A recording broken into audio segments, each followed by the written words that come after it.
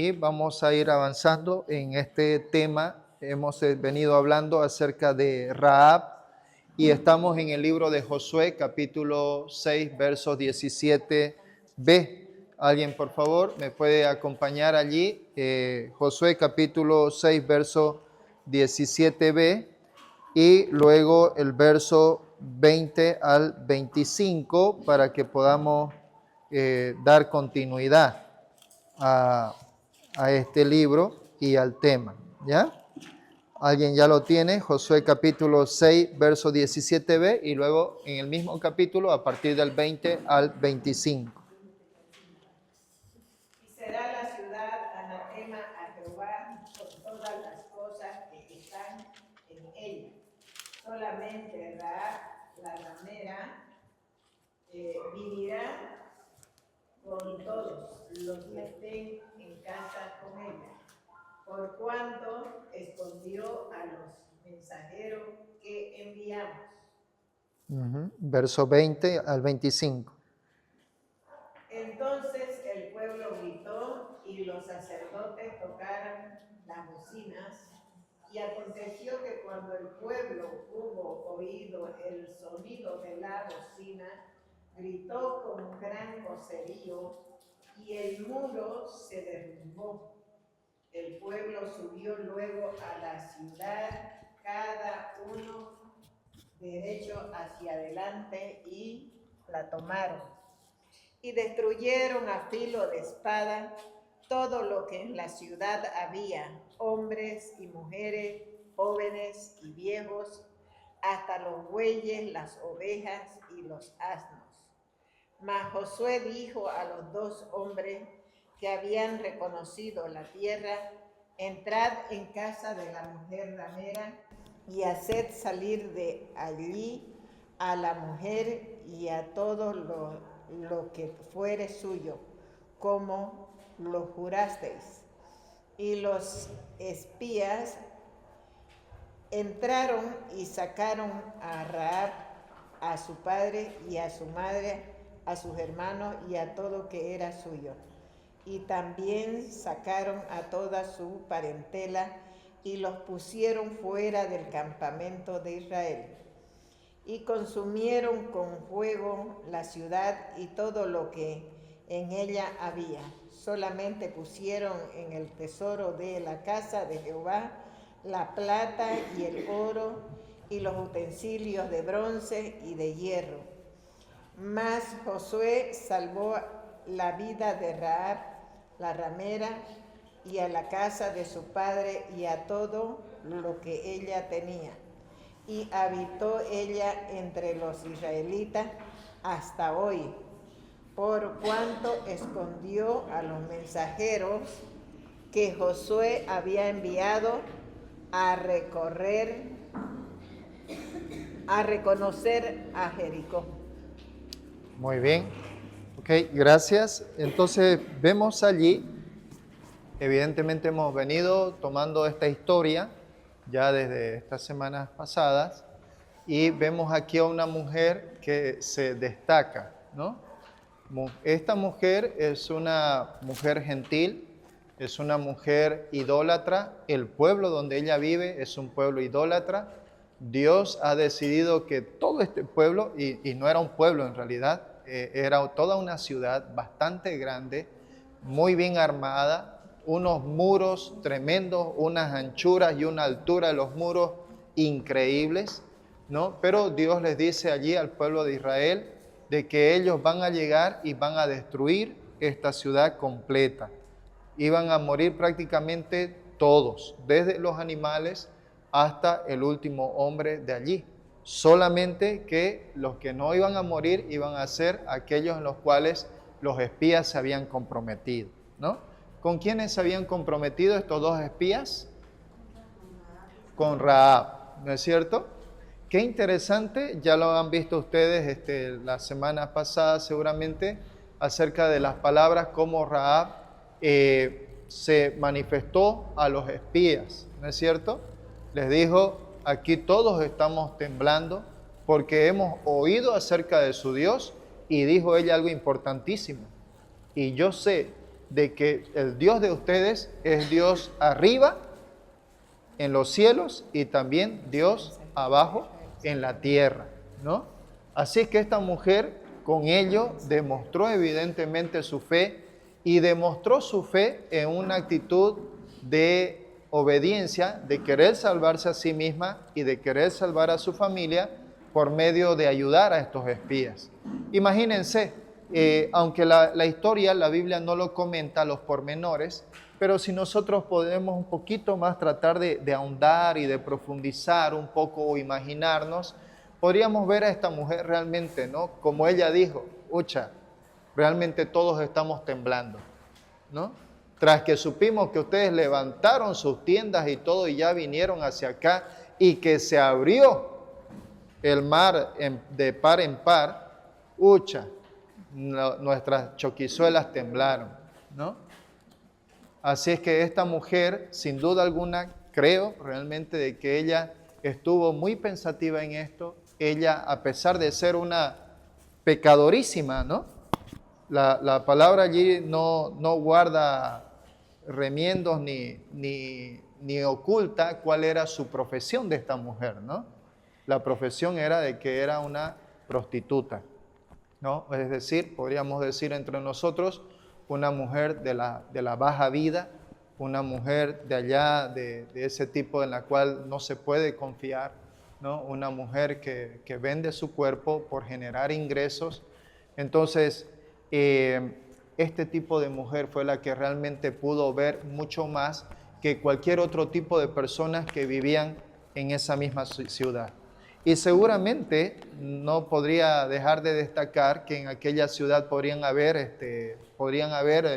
personas moralistas, uno que otro que de repente trate, entre comillas, tal vez de portarse bien entre medio de todos esos idólatras, pero Dios decidió elegir a esta mujer para dar una lección a todos los demás, incluso también a nosotros. ¿Bien? ¿Qué es lo que nos muestra allí entonces Josué capítulo 6, verso 17? En el punto 1, allí nos muestra justamente en el verso 17 de que Josué ordenó, ¿no? Específicamente a todos los hombres, ¿no es cierto?, allí de Israel, que ellos tenían que matar a todas las personas, pero solamente dejar vivir a Rahab y a quienes más, y a todos quienes estaban, ¿dónde? Tu familia. Dentro de la casa, ¿no? Dentro de la casa. Esa fue la orden que dio Josué. Ordenó específicamente a los hombres de Israel dejaran vivir a Rahab y a los de su casa, por cuanto escondió a los mensajeros que él había enviado, ¿no? El punto 2 allí nos muestra versos 20 y 21, ¿no? Versos 20 y 21 de este capítulo 6. Dice allí el verso 20 y 21, entonces el pueblo gritó y los sacerdotes tocaron las bocinas, y aconteció que cuando el pueblo hubo oído el sonido de la bocina, gritó con gran vocerío y el muro se derrumbó. El pueblo subió luego a la ciudad, cada uno derecho hacia adelante, y la tomaron y la destruyeron a filo de espada, todo lo que en la ciudad había, hombres y mujeres, jóvenes y viejos, hasta los bueyes, las ovejas y los asnos, ¿no? Así es que nos muestra allí la palabra, ¿no?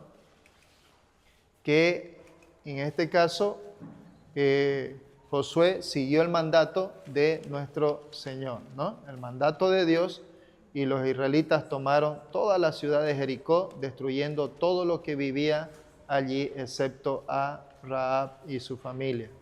Miren qué interesante, a mí me encanta cuando nosotros agarramos y tomamos la palabra de Dios, por un lado, y por el otro lado tomamos lo que hasta ahora la ciencia nos da. Ustedes saben que hay una ciencia actualmente ya de años 1800 a la fecha, en el que es esta ciencia en la cual descubre cosas que están bajo la tierra, ¿no? ¿Cómo se llama esa ciencia? Que va sacando la arqueología, ¿no? La arqueología es esta ciencia que va agarrando y se va descubriendo algo por allí, y con un detalle tan peculiar y tan así con mucha paciencia, tienen que agarrar y escarbar poco a poco para poder encontrar la riqueza de lo que se puede encontrar de muchos años, miles de años atrás. Y a propósito, se ha encontrado justamente esta ciudad de Jericó. La Biblia lo menciona, ¿no? De que Jericó fue destruido. Miren esta parte de aquí del verso 20 del capítulo 16. Miren allí, dice, el muro se derrumbó, ¿no? El pueblo subió luego a la ciudad, cada uno derecho hacia adelante, ¿no? El pueblo subió cada uno derecho hacia adelante, ¿no? Miren qué interesante allí lo que está mostrando. La arqueología ha descubierto de que los muros cayeron de esta manera hacia adentro. La arqueología ha mostrado de que de manera muy peculiar los muros de Jericó cayeron hacia adentro. ¿Por qué es tan peculiar esto? Porque normalmente en estos tiempos, cuando se tomaba una ciudad con muros, lo que hacían era, al tomar la ciudad, eran que tumbaban los muros, pero no hacia adentro, sino que tumbaban los muros hacia afuera. Bien, hacia afuera. Y en este caso lo que pasó fue que no fueron ellos quienes tumbaron los muros. ¿Quién tumbó los muros? Dios tumbó los muros. Y cuando Dios tumbó los muros, tumbó hacia adentro. Entonces cada uno fue derecho hacia adelante. La peculiaridad y la singularidad cuando se une la palabra de Dios con la ciencia, es increíble que aún estos pequeños detalles no se dejan pasar por alto. Bien, así es que allí nos muestra, ¿no?, de que Josué siguió el mandato del Señor, ¿no? Lo vemos también allí en el punto número 3, ¿no?, en el versos 22 al 24, que nos dice los versos 22 al 24. Mas Josué dijo a los 2 hombres que habían reconocido la tierra: entren en casa de la mujer ramera y hagan salir de allí a la mujer y todo lo que fuere suyo, como lo juraron. Y los espías entraron y sacaron a Rahab, a su padre, a su madre, a sus hermanos y todo lo que era suyo, y también sacaron a toda su parentela y los pusieron fuera del campamento de Israel, ¿no? Seguimos allí, entonces nos muestra de que evidentemente los espías mantuvieron su promesa, ¿no? Mantuvieron su promesa a Rahab. Bien, entonces la promesa era de que todos iban a salvarse quienes estén dentro de la casa de Rahab, ¿no es cierto? Así que Josué, en el verso 22, aseguró de que los espías, se aseguró de que los espías mantuvieran esta promesa a Rahab. Les dice, entren ustedes, ¿no?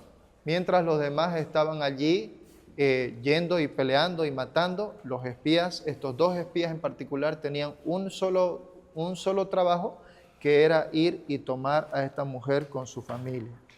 ¿Bien? Verso 23a nos dice allí de que Josué no solo salvó a Rahab, ¿no?, sino salvó también a todos sus parientes. Allí la Biblia nos menciona casi en detalle, ¿no? ¿Quiénes se salvaron juntamente con Rahab? Su familia.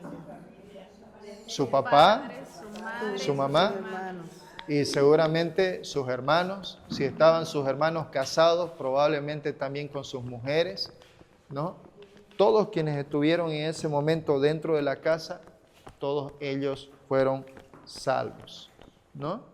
Los versos 24 y 25, seguimos allí la lectura, nos dice, y consumieron con fuego la ciudad y todo lo que en ella había, solamente pusieron en el tesoro de la casa de Jehová la plata y el oro y los utensilios de bronce y los de hierro, mas Josué salvó la vida de Rahab la ramera. Así es que después de que Rahab y su familia fueron ellos sacados, ¿no?, de forma segura, es decir, ya un lugar seguro donde no iban ellos a correr ningún riesgo. Los israelitas entonces agarraron y quemaron toda la ciudad, ¿no? Toda la ciudad. Entonces, eso ha sido, hermanos, impresionante, hermanas. Eso ha sido impresionante. Cuando ellos han prendido allí fuego a la ciudad, ya ustedes se podrían imaginar hasta dónde, hasta qué altura, cuántos metros de fuego invadiría toda esa ciudad, ¿no? Bueno, el verso 25b también nos dice allí que Rahab pudo vivir en medio de Israel por el resto de su vida. Esto es importante notarlo, ¿no? Nos dice allí el verso 25b y dice, habitó ella entre los israelitas hasta hoy. Bueno, está hablando eso en el periodo en el cual el escritor escribió evidentemente esto. Hasta hoy dice, por cuanto escondió a los mensajeros que Josué había enviado a reconocer la ciudad, ¿no? Así es que esta mujer no solamente, por un lado, tuvo la gracia de salvar su vida, no solamente tuvo la gracia de salvar su familia también con ella, no solamente tuvo la gracia de salvar algunas pertenencias importantes para ellos, sino que además la misericordia hacia ella y su familia se extendió en el punto hasta que ellos mismos vinieron a vivir juntamente en medio del pueblo de Israel. Yo no sé si eso a ustedes precisamente les sorprende, pero de manera particular a mí me sorprende mucho, ya que el Señor había establecido de que, bueno, los israelitas solamente tenían que estar solo entre ellos y ellos eran el pueblo amado de Dios. Pero en este caso, de manera muy excepcional, esta mujer de mala vida, esta mujer prostituta, esta mujer gentil, esta mujer idólatra, vino a recibir la gracia de parte de Dios y no solamente salvar su vida, sino que además vivir en medio del pueblo santo de Dios. Entonces, sin lugar a dudas, es muy importante destacarlo. Así es que ella vivió en medio de Israel todo el resto de su vida, ¿no? Hermanos, hermanas, un día también nos dice la Biblia, nosotros también vamos a estar allí en el reino del Señor. En el reino milenial de nuestro Señor Jesucristo, nosotros vamos a estar con Él. Nosotros también, quizás no podríamos decir, bueno, pues yo no he pecado como Rahab, ¿no? Pero eso no quita, evidentemente, de que nosotros también, al igual que todos, como nos dice la Biblia en Romanos 3:23, de que todos somos pecadores, ¿no?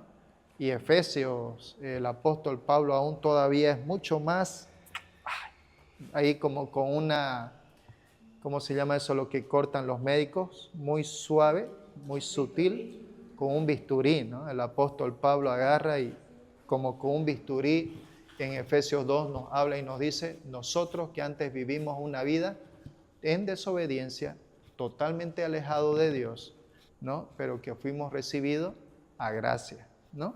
Así es que así como Rahab la ramera vivió en medio de su pueblo Israel, nosotros, gentiles también, nosotros un día vamos a estar dentro del gobierno milenial de nuestro Señor Jesucristo.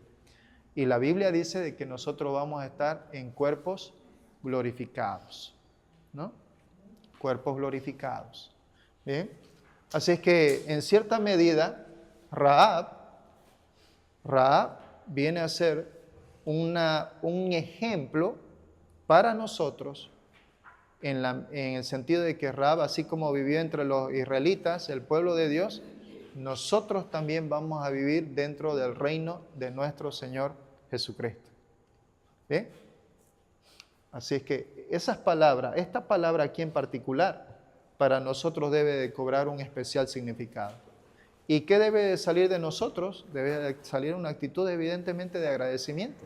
Señor, gracias por ser tan bueno. Gracias por ser tan bondadoso con nosotros, que has permitido que a pesar de que soy un pecador, que son pecadorísimas, ¿no es cierto? Ya ni tanto, ¿no? Pecadoras nomás, ¿no? Pero el Señor, ¿qué ha hecho? Nos ha tomado a todos en gracia, en su gracia, y vamos a vivir en su reino. ¿Bien? Bueno, seguimos allí dentro del punto número 1, ¿no? A ver, ¿dónde está esto? El punto D, ¿no? Josué, el 6:25, Rahab pudo vivir en medio. El punto número 1 vemos allí, nos dice, debido a que Rahab confió en Dios y ayudó a los mensajeros que fueron enviados a espiar a Jericó, la vida de Rahab y las vidas de los miembros de su familia fueron salvados, ¿no? Fueron salvados. Esto también a nosotros, también de alguna manera nos hace un recuerdo. ¿Recuerdan aquella vez lo que nos muestra Filipenses capítulo, creo que es 3:16, si no me equivoco? Filipenses, creo que es allí. No, perdón, estoy equivocado. Hechos 16:31, ¿no? ¿Alguien recuerda ese suceso, la historia en Hechos 16:31? ¿No? Lo tomamos, es un versículo de memoria, ¿no? Hechos 16:31. ¿No? No, estoy diciendo Hechos. Cree en el Señor, ¿no? Jesucristo y serás. Cree en el Señor Jesucristo y serás salvo tú y tu casa. Esto es una misma aplicación en este caso con respecto a Rahab, ¿no? Ella fue salva. Ella fue quien creyó en el Señor. Pero a consecuencia del creer de ella, su familia también vino a beneficiarse. Ahora, en nuestro contexto familiar, el Señor también nos dice a nosotros lo mismo. Cree en el Señor Jesucristo y serás salvo tú y tu casa. Claro que esto no es algo por inercia, ¿no? Es algo en el que evidentemente el creyente, con el cambio que Dios hace en su vida, el creyente manifiesta esos cambios en su vida y la familia como que se pregunta, ¿no? Con los ojos cuadrados, ¿no? ¿Qué le ha pasado, no, a esta? Mira cómo vive ahora, ¿no? Y antes cómo era, ¿no? Me extraña. Mira cómo vive, ¿no? Algo ha pasado en su vida, ¿no? Y entonces la familia ve esos cambios y con el pasar del tiempo, la misma familia ya completamente segura dice, oye, ese cambio que Dios hizo en tu vida, yo también quiero que lo haga en la mía, ¿no? Así es que, así como Rahab y los miembros de su familia fueron salvos, la promesa también para nosotros es la misma. Cree en el Señor Jesucristo y serás salvo tú y tu casa. Hermanos, hermanas, es algo en lo cual nosotros necesitamos orar. ¿Cuántas familias tenemos que aún todavía no creen en el Señor? ¿Cuántas familias que aún todavía, cuántos de nuestras familias? En mi caso, tanto Molinas como Núñez, ¿no? En su caso de ustedes también, Villarroel, Meneses, ¿no? Camacho, ¿no? Flores, y cada uno de los apellidos a los cuales tenemos y dentro de nuestro apellido un contexto de vida, cantidad de personas detrás de cada uno de esos apellidos en que aún todavía, por alguna razón, el Evangelio probablemente tal vez no ha llegado a ellos todavía, ¿no? Entonces nosotros somos ese instrumento que el Señor quiere utilizar, así como Dios utilizó a Rahab, ¿no? Para salvar a los miembros de su familia, Dios también quiere utilizar a cada uno de nosotros para que, así como para que nosotros seamos instrumentos del Señor, para que por medio nuestro el Señor dé luz a nuestra familia. Bien, allí nos muestra en este texto de Hebreos 11:31. ¿Alguien puede leerlo, por favor? Hebreos 11:31. 11:31 dice así: por la fe Rahab la ramera no pereció juntamente con los desobedientes, habiendo recibido a los espías en paz. Muy bien. Así que por la fe Rahab, ¿no? Así que allí está Rahab no murió juntamente con los desobedientes. ¿Por qué? Porque primero, ¿qué fue en ella lo que actuó? ¿Fue primero la obra o fue primero la fe? La fe. ¿No? Fue primero la fe, ¿no? Ese Dios no es solamente Dios allá arriba en los cielos, es también abajo aquí en la tierra, ¿no? Y es en ese Dios y ante ese Dios que nosotros temblamos, ¿no? Y nosotros, quiero yo ser salva y quiero que también sea salva mi familia, ¿no? Así es que Dios oyó a esta mujer. Bien, así es que esta mujer, Rahab, fue por la fe. Dice que ella no pereció. Además de eso, la fe lleva a la obediencia. Y esto es importante para nosotros, ¿no? La fe lleva a la obediencia. Hermanas, esto es algo crucial en la vida de todo creyente, ¿no? Es algo crucial en la vida de todo creyente. El creyente entiende, cada uno de nosotros como creyentes entendemos de que nuestras obras por sí mismas no nos salvan absolutamente en nada. No hay ninguna obra meritoria que podamos hacer delante de Dios para ser salvos. Lo único que a nosotros nos da salvación es depositar toda nuestra fe, nuestra confianza sobre nuestro Señor Jesucristo. Bien, así es que, así como Rahab la muestra allí dentro en la palestra de los hombres y mujeres de fe, ¿no? Ella dice que fue por la fe, ¿no? Y su fe hizo de que ella obedezca, ¿no? Y esto evidentemente es lo que agrada a Dios, ¿no? Veamos allí 11:6 y Primera de Pedro 1:7. A ver qué nos dice, por favor. Hebreos 11. 1:6. Pero sin fe es imposible agradar a Dios, porque es necesario que el que se acerque a Dios crea que le hay y que es galardonador de los que le buscan. Así es. Miren ahí cómo inicia, ¿no? La parte A dice, porque sin fe es imposible. Porque sin fe es imposible agradar a Dios. Porque dice, es necesario que aquel que se acerca a Dios crea realmente de que Dios existe y de que Dios es premiador de todo aquel que le busca, ¿no? Así es que esto para nosotros es de suma importancia. Hebreos 11:6. Miren ustedes cómo nos muestra la misma palabra dentro de los libros sinópticos, en ese tremendo error que con eso prácticamente fue así el acabose de los líderes religiosos. Cuando Jesús hizo ese milagro de sacar ese demonio de la vida de ese muchacho, y los líderes religiosos agarraron y dijeron, este no saca demonios sino solo por Beelzebú. Y Jesús le dijo, Satanás no puede estar contra sí mismo, ¿no? Porque si está contra sí mismo, él mismo se va a autodestruir, ¿no? Así es que le dijo, a cualquiera que me ofenda a mí, está bien, se le será perdonado. Pero cualquiera que ofenda al Espíritu Santo, no se le perdonará. En un sentido, evidentemente, lo que el Espíritu Santo hace es para que todo el mundo vea y todo el mundo crea en la obra de Dios.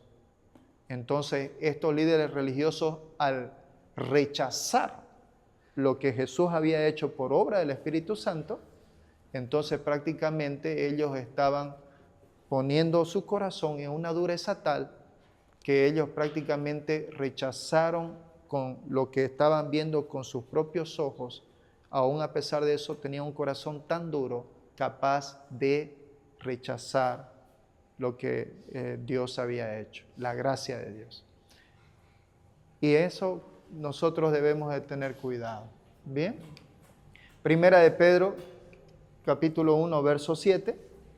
Para que sometida a prueba vuestra fe, mucho más preciosa que el oro, el cual, aunque perecedero, se prueba con fuego, sea hallada en alabanza, gloria y honra cuando sea manifestado Jesucristo. Para que sometida a prueba vuestra fe, ¿no? Así como el oro ¿no es cierto?, tiene que agarrar y ser sometido a prueba bajo el fuego, ¿no? ¿Para qué se saca, para qué se pone? Ya lo hemos, de alguna manera, esto ya hemos hablado antes, ¿no? Pero ¿por qué se pone el oro al fuego?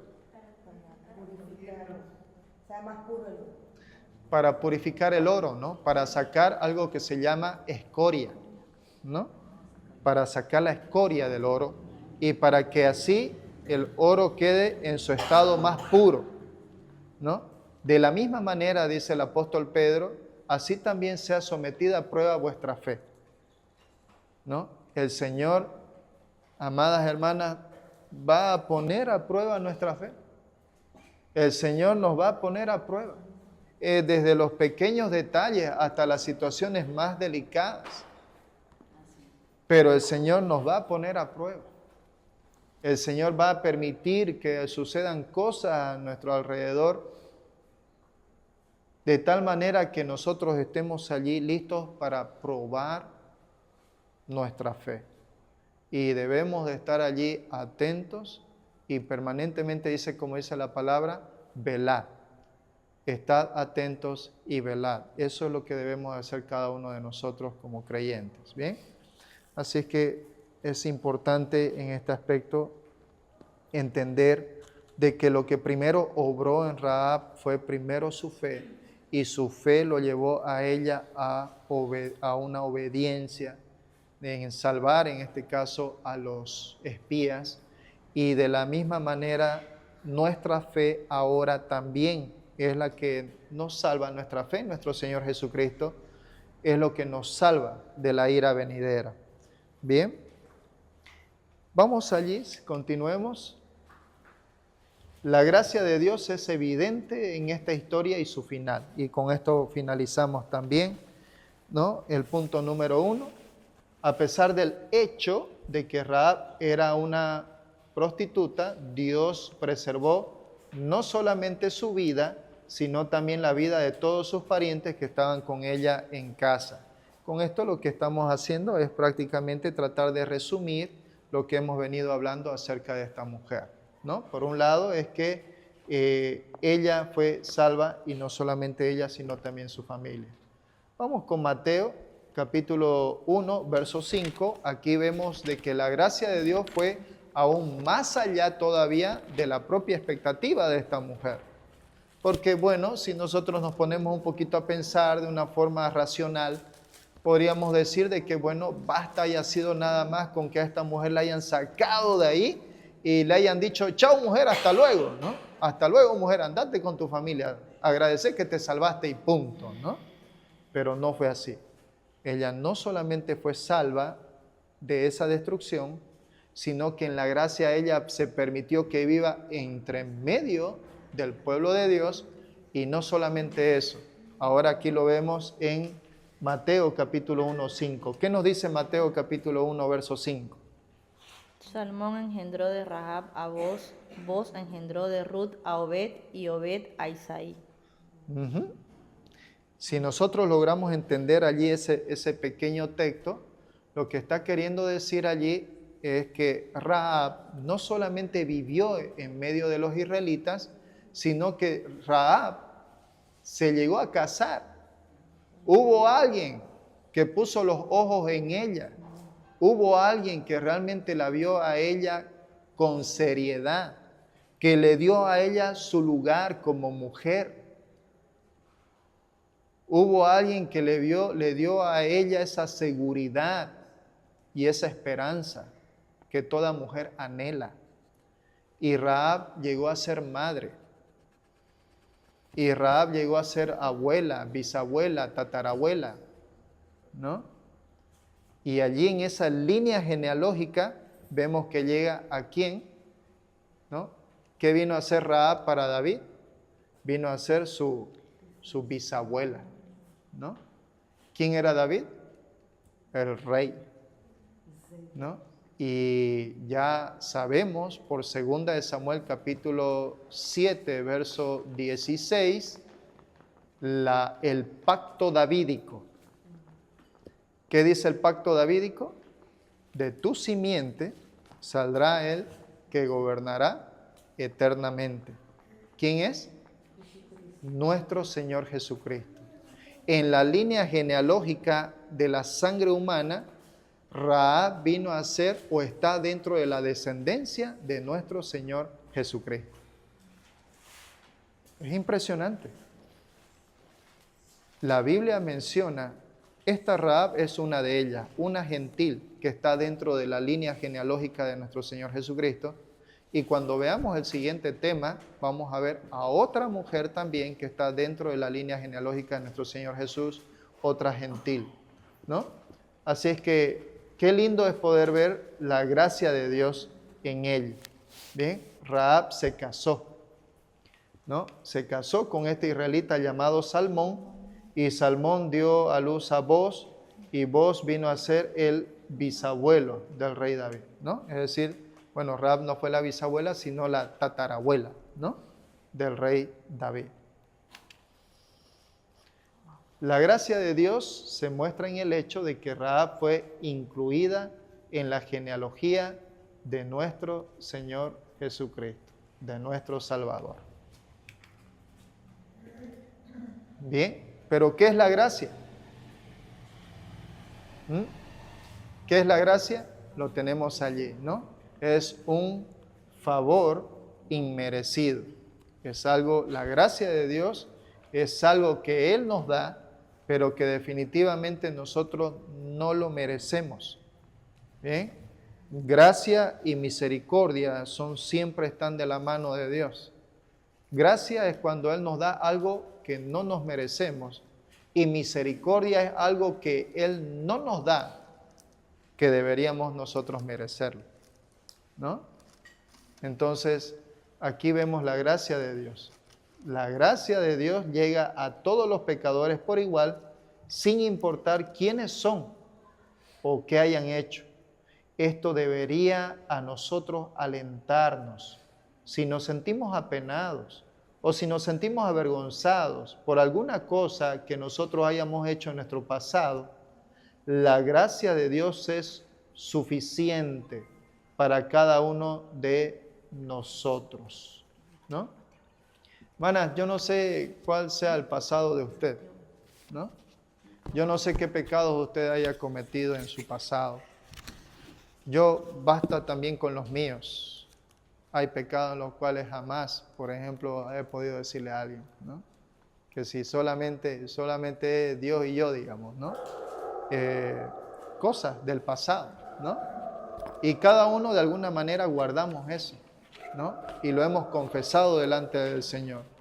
Y cuando a veces nos acordamos de eso, o sea, realmente, no sé, nos ruborizamos tal vez, ¿no? O nos entristecemos. Pero la palabra de Dios nos indica que eso prácticamente ya fue parte del pasado, ¿no?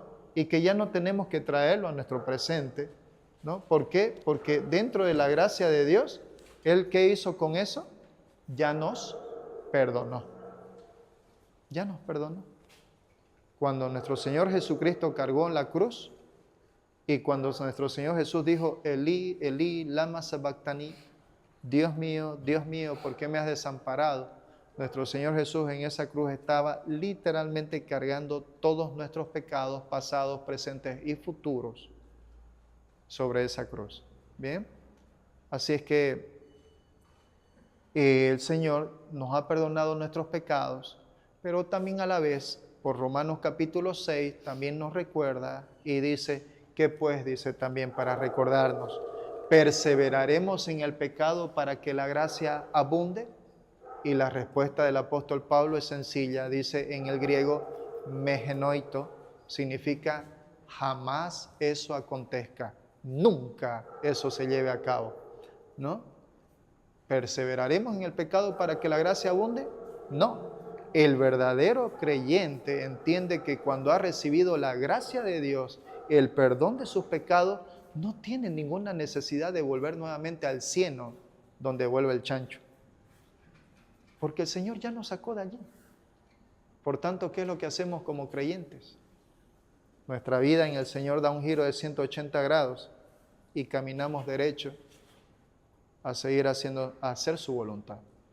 El salmista dijo, en mi corazón he guardado tus dichos para no pecar contra ti. ¿no? Y por tanto, eso es lo que también cada uno de nosotros debemos también de tomar esta reflexión. Rahab fue salva y Rahab, por la gracia de Dios, está dentro de la línea genealógica de nuestro Señor Jesús. No fue solamente Rahab, fue también su familia. Nosotros también de la misma manera, de parte del Señor, tenemos la misma promesa. No solamente ser salvos nosotros, sino también salvos con nosotros también nuestra familia, a quien nosotros podemos ser luz en el Señor, y debemos. Y por el otro lado, en el que si ya el Señor me perdonó mis pecados, ¿qué necesidad tengo yo de volver a la misma vida que antes tuve? Y eso lo vemos con Rahab. ¿Acaso dice que Rahab volvió a su profesión? ¿Volvió Rahab a su profesión? No. Rahab, algo el Señor hizo en su vida de tal manera que ella tuvo que dejar atrás su pasado. Tuvo que dejar atrás su pasado. El Señor hizo que ella deje atrás su pasado para que ella mire hacia adelante y el Señor le provea un hombre quien realmente la mire y la admire a ella por cuanto era realmente en su propio ser. Y ese hombre realmente le dé el valor que ella se merecía. Bien, y de la misma manera nosotros. Bien, así que eso, queridos hermanos, es nuestro tema de hoy, así sencillito. Vamos a orar y vamos a agradecer al Señor por lo que Él ha hecho en la vida de cada uno de nosotros. Bien, y a quienes de repente por ahí tienen dudas en cuanto a su salvación, recuerden de que la palabra de Dios dice en Juan 1:12, mas a todos los que le recibieron, a los que creen en su nombre, les dio el derecho de ser llamados hijos de Dios. Hoy día podemos nosotros, si hay alguien que tal vez tenga dudas en cuanto a su salvación, la cual la salvación es solamente una sola vez para siempre. Una sola vez para siempre es la salvación que Dios da. Dios tiene tanto el poder de dar salvación y Dios tiene el poder de mantener nuestra salvación hasta que nosotros seamos y tengamos cuerpos glorificados. Así es que, hermanas, si alguien aún todavía tiene esa duda en su corazón, es un buen momento para agradecer al Señor y para pedirle al Señor, así como Dios tuvo gracia para con Rahab, con esta mujer de mala vida, así el Señor a nosotros también tenga gracia con nosotros y nos dé salvación. Bien, si alguno aún todavía tiene dudas. Oremos. Amado Padre, te agradecemos. Gracias por este tiempo muy especial de conocer un poco más acerca de la vida de esta mujer. Gracias por Rahab, siendo una mujer de mala vida, no solamente en ese contexto de aquel tiempo, en nuestro contexto de hoy también es ese mismo pensar en la sociedad. Sin embargo, Padre, tú fuiste bueno con ella, actuaste con gracia, le diste salvación, salvaste también a su familia, permitiste que more con su pueblo y aún, Padre, ella tuvo el privilegio de casarse con un hombre quien la amó, quien le dio un nombre, quien le dio identidad. Y después de ello, Señor, ella vino a ser la tatarabuela en la línea genealógica de David y también dentro de la línea genealógica de nuestro Señor Jesús. Padre, te pido también por nosotros, o te agradecemos por habernos dado también salvación a nosotros. Te pedimos que por medio nuestro tú nos uses para que nuestra familia también, Señor, crea en ti, para que nuestra familia, Señor, también sea salva. Te encomendamos en tus manos la vida de nuestra familia. Te encomendamos también, Señor, si hay alguien aquí que todavía tiene dudas en cuanto a su salvación personal. Sabemos, Señor, que los sentimientos en realidad no cambian en nada lo que tú has hecho en la vida del creyente. Pero si hay alguien aún que todavía no es salvo, Padre, te pido que hoy tú obres en el corazón y que, Padre, hoy haya una entrega absoluta y total a tu señorío y que tú obres en el corazón y que tú hoy des un nuevo nacimiento. Te encomendamos, Señor, esto en el nombre de tu amado Hijo, nuestro Señor Jesús. Amén.